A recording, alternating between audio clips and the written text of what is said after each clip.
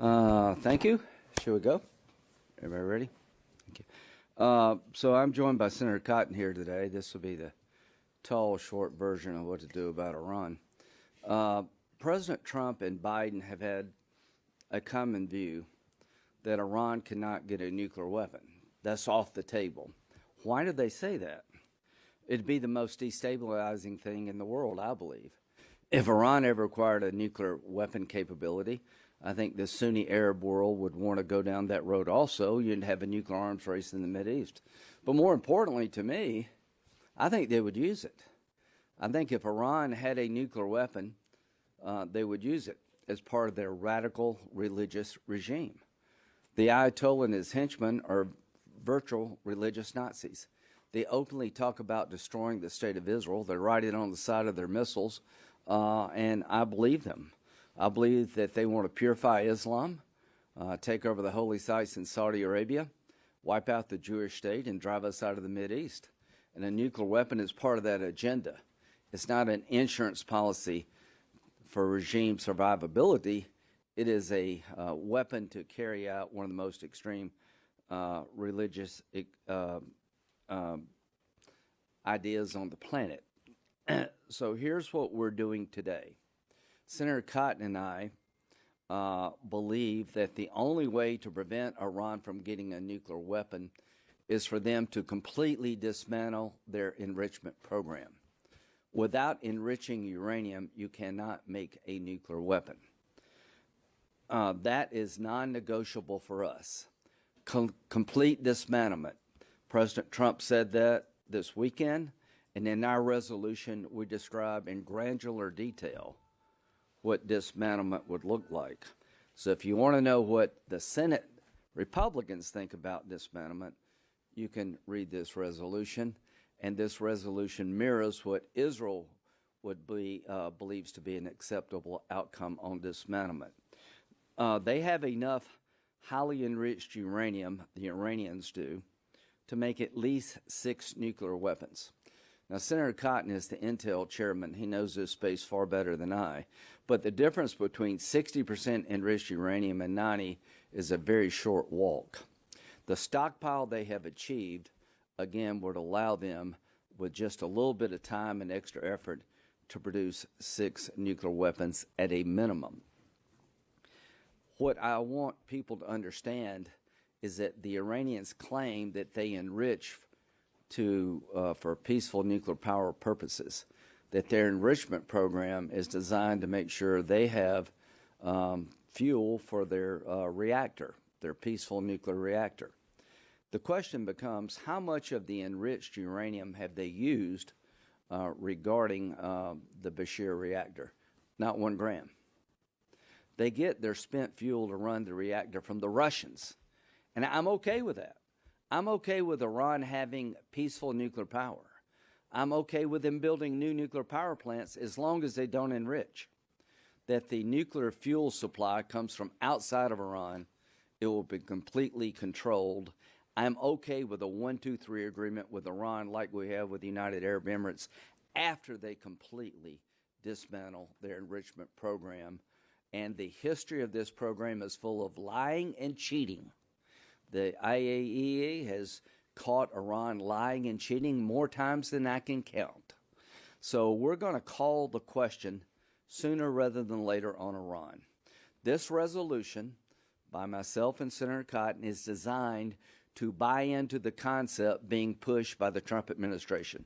Complete dismantlement, and then, and only then, talking about a 1-2-3 arrangement for peaceful nuclear power. Anything short of that would be a bad deal. Anything short of that, I think, would ensure over time they get a nuclear weapon. President Trump, I spoke with him this weekend.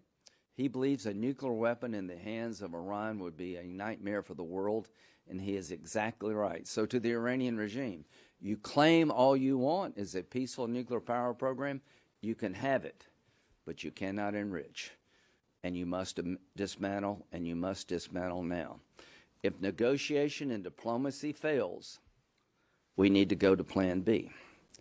And Plan B would be a military strike to stop the nuclear program in its tracks and degrade it as much as we can. We'll turn it over to Senator Cotton now, but end with where I started. The world has many problems.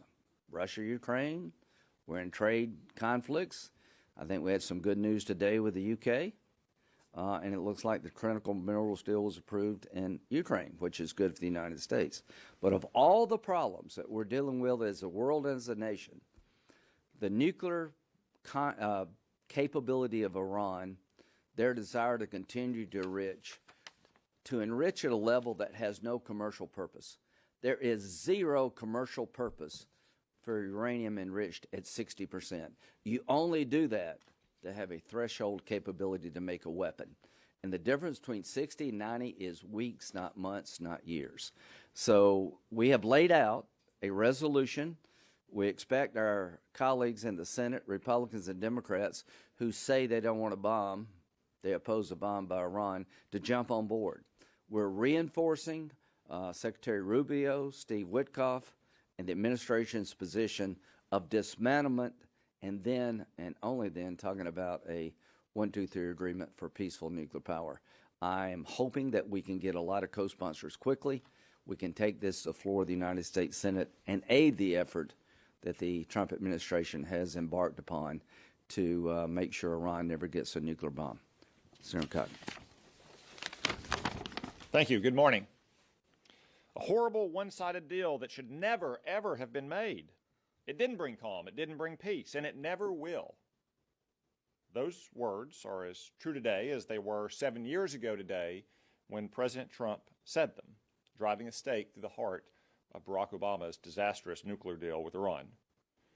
That deal was one-sided, in bad faith, and did nothing to stop Iran's march to a nuclear weapon. In fact, as Prime Minister Netanyahu said, it didn't block Iran's path to a nuclear weapon, it paved the path. 4 years of impotent, inconsistent, and weak foreign policy during the Biden administration also gave Iran a golden opportunity to continue its development of nuclear weapons and to rebuild its economy after President Trump's successful maximum pressure policy during his first term, an opportunity that Iran's crazed theocratic ayatollahs took full advantage of. During the Biden administration, Iran began enriching uranium up to near weapons grade. In February of this year, the IAEA reported that Iran has between 5 and 7 metric tons of enriched uranium and more than 600 pounds of 60% highly enriched uranium. If further enriched, this is enough uranium for 6 nuclear weapons. Now, to be blunt, there's no benign or good reason for Iran to have any of this, and it's proof in and of itself that Iran cannot be trusted with key parts of the nuclear fuel cycle, particularly the infrastructure and expertise needed to enrich or reprocess uranium. This is what happens when a bad deal and indecisive American leadership leave Iran's nuclear ambitions virtually unchecked. Look at what Iran already does without nuclear weapons. They threaten American troops in the region. They support terrorism by arming Hezbollah, Hamas, and the Houthis. Further, consider what Iran has also tried to do here: assassinate Donald Trump and other U.S. government current and former officials. All of this, again, done without Iran having the cover of a nuclear weapon. A nuclear Iran makes for a far more dangerous world. It would directly threaten the security of our homeland when married up to their intercontinental missile work. It encourages nuclear proliferation throughout the Middle East. It jeopardizes the safety of our men and women in uniform, and it poses an existential threat to our good friend Israel. So I'm not mincing words here, and neither has President Trump. Iran can never be allowed to have a nuclear weapon, and Iran cannot be allowed to have a pathway to a nuclear weapon. As Senator Graham said, as President Trump has said, that means the complete dismantlement of its nuclear program. There is no reason for Iran to have centrifuges or to enrich uranium. So we urge our colleagues to support this resolution, which echoes the letter President Trump sent to the Supreme Leader of Iran 2 months ago. It also poses Iran with a simple choice. Iran can either have a nuclear weapon or a nuclear program that is lying in ruins, smoking, destroyed, and dismantled, or it can have a peaceful civilian nuclear power program with no centrifuges, no enriching, no reprocessing, and no pathway to a nuclear weapon. All of this will be done in a verifiable manner under IAEA safeguards. So we commend President Trump's consistent and unwavering efforts to prevent a nuclear Iran, and we look forward to working with him and the administration to achieve this goal. Thank you, and we'll now open the floor to questions. Senator, what should our economic relationship with Iran look like? Lindsay, do you want to take it? Do you want me to? I think it depends on what they do. It's just not the nuclear program. That's one of several things that have to change. If they dismantle their nuclear program in a way that would allow us to have a 1, 2, 3 agreement, that's a start. Their missile program must be deterred and changed. Their support for terrorism throughout the region must end. If they did all these things, maybe we could have a normal relationship with Iran on the economic front. The key word is normal. There's nothing normal about this regime. They openly talk about destroying the Jewish state, and today's the 80th anniversary of the end of the war in Europe, May 8th, I believe. 80 years ago today, we destroyed Nazi Germany that tried to kill all the Jews. And what Tom and I are doing, along with President Trump, is taking off the table to do that in 2025 and beyond. So I think this is a poetic day. It's the 60-day mark from the letter that President Trump sent to the Ayatollah. 60 days ago, he sent a letter. But it's the 80th anniversary of the end of the war in Europe that brought us the Holocaust. And I think our friends in Israel, one Holocaust is aplenty. So I am hoping to have a normal relationship with Iran, but they have to be normal, and they're the anything but normal. And I would add what President Trump and Senator Graham and I have long said is that while Iran has killed thousands of Americans and fomented terrorism and violence throughout the Middle East, it's worth remembering that the first and the worst victims of the Ayatollah's regime are the Iranian people themselves. And as President Trump has said, we would love for the Iranian people to live in peace and prosperity, but their regime has to behave like a normal regime. The nuclear weapons threat is the most urgent and most serious threat, but Iran still has a space launch program, which is flimsy cover for a ballistic missile program. It still supports terrorism. It still oppresses its own people. The United States imposes sanctions on Iran for all of those behaviors. So while we would welcome an end to Iran's nuclear weapons program, the easy way or the hard way, it would only be a first step towards having any kind of normal relationship with Tehran. Senator Cotton, Iran is a lot weaker today than they were a year ago, or that Hezbollah has been eliminated as a proxy or seriously weakened. Their missile attack on Israel have been intercepted. What is your assessment on whether that makes them more likely to reach a deal along the lines that you have outlined today? And what is your assessment on how that has impacted their desire for a nuclear weapon or their decision-making on whether to restart the nuclear program? Well, I think Iran has always lived in mortal terror of the United States and what the United States might do to the Ayatollahs, especially when we have a strong president like Donald Trump or Ronald Reagan.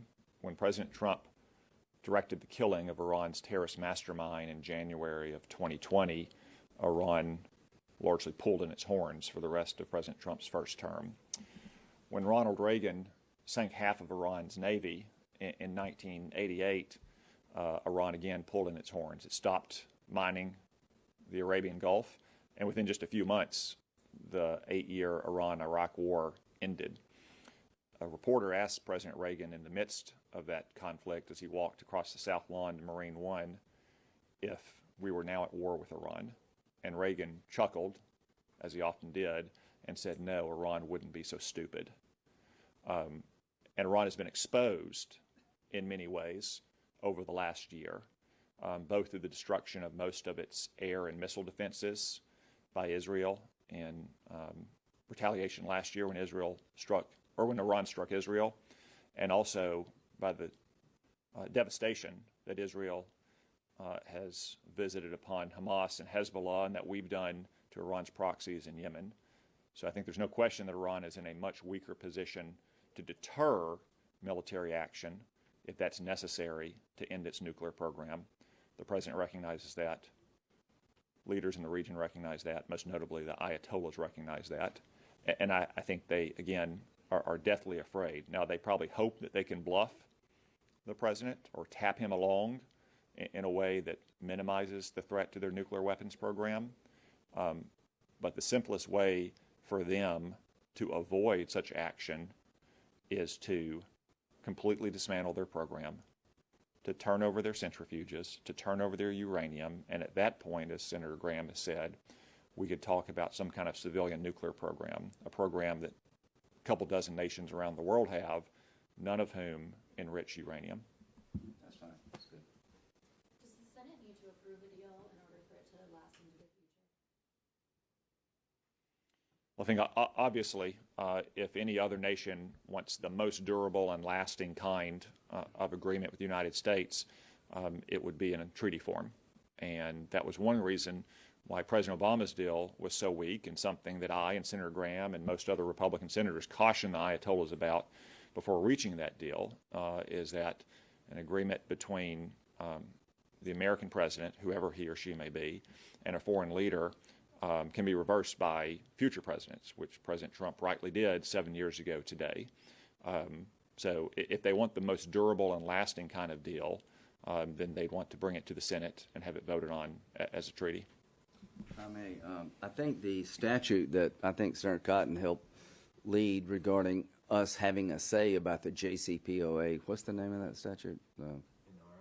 The Iran Nuclear Agreement Review Act. Yeah, so that allowed us to at least have a say about it. It wasn't a treaty. I think at a minimum that would happen, but I talked to actually Secretary Rubio about this.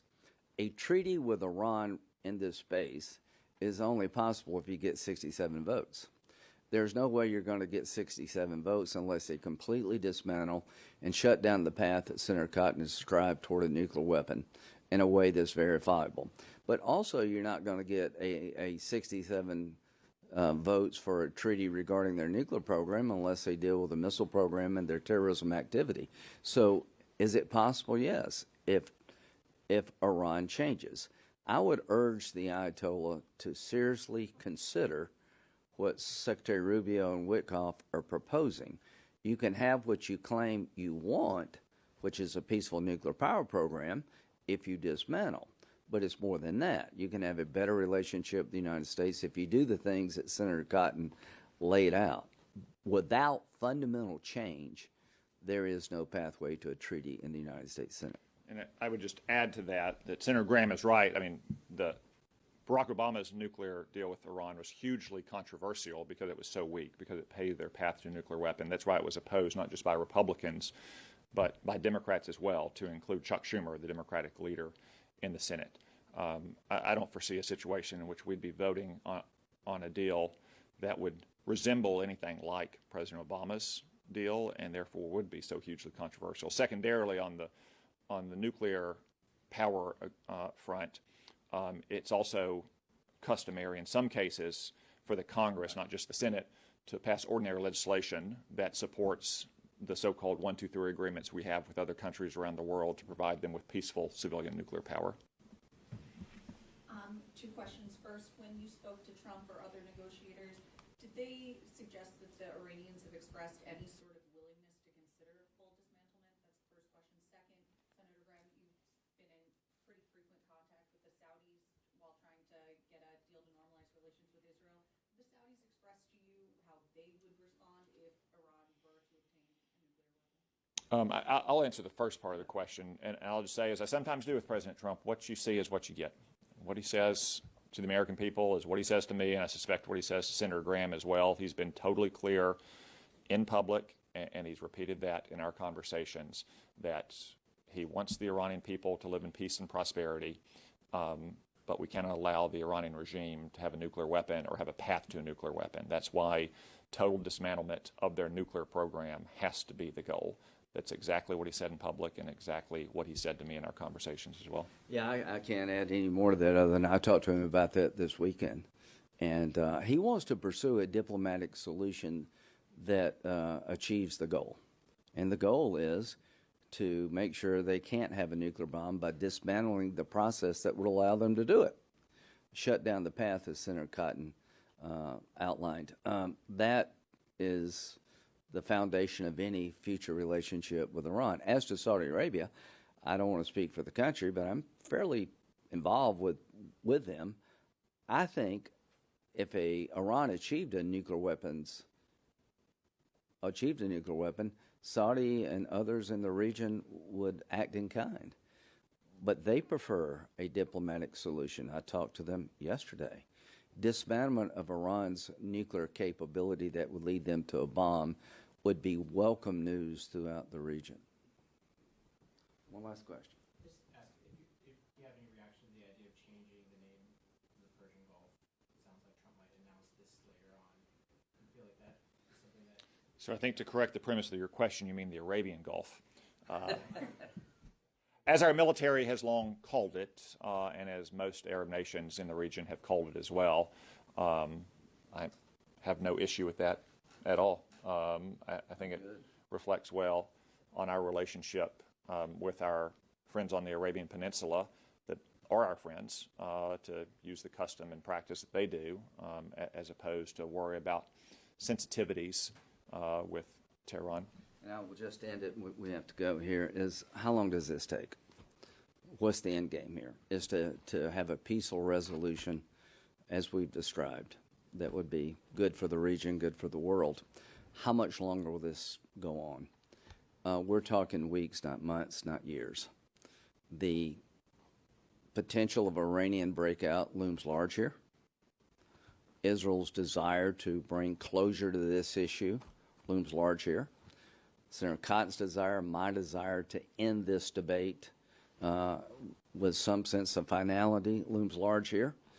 So we're not talking about long, protracted negotiations. It's a pretty clear choice. If you want peaceful nuclear power, here's the requirements to achieve that. If you want to be considered a normal nation, here's what you have to do to be considered normal. These things are fairly clear, not overly complicated. Dismantlement means exactly what we say, dismantle. Read the resolution. A 1, 2, 3 agreement, they're used all over the world. It's nothing exotic. It's beyond the nuclear program, it's the missile program, it's the support for terrorism. So making it clear what they need to do, I think we're helping achieve today. I think the Senate's on board with the Trump approach to solving this problem. But I just want to emphasize, we're talking about weeks, not months.